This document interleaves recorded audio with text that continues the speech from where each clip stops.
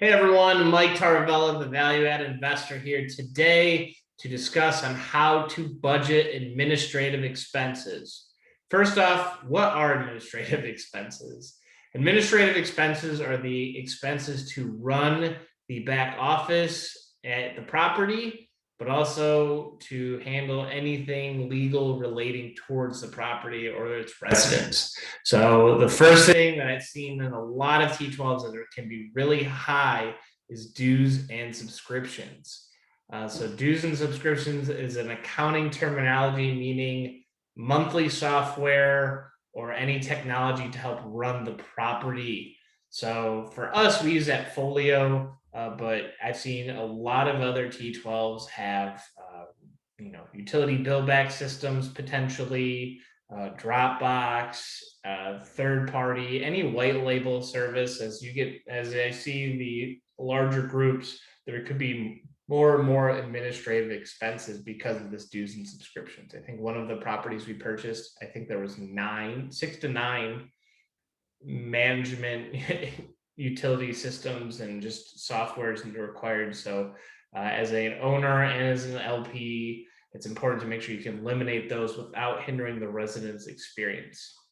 Another branch to the administrative expense piece is office expenses. So are you providing refreshments to your residents, paper, toner, ink, you name it, anything to keep that office at the property running well, copier, whatever office expense it could be, paper clips, you name it, goes under here. And last but not least is legal expenses. So when you think of legal expenses or see it on a T12, it's really important to understand what it entails. So legal, it could be a very brief one-liner, but it's important you understand that it's any license to operate the property, annual filing fees, whatnot, but also it includes evictions. So making sure you understand how many evictions are occurring. On average, some properties when you first take over, there might be a little bit more, but as you carry on the property and your business plan, we like to see that evictions go less. So when you're budgeting for dues and subscriptions, it's important to find your softwares that is absolutely required to run the property. If you don't have one or it's your first time investing, make sure you leverage your property managers to see what exactly is included. Office expenses for us could be anywhere from 50 to 150 depending on the month. COVID-19 had a lot. We had to have more for protective equipment and whatnot, and hand sanitizer. So it just really depends. But once again, leverage your property manager or ask your sponsorship group what they've seen in those markets.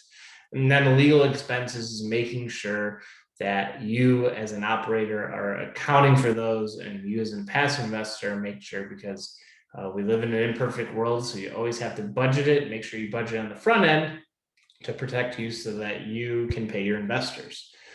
So yeah, budget administrative expenses are a key line item to make sure your back office is properly stout at the property.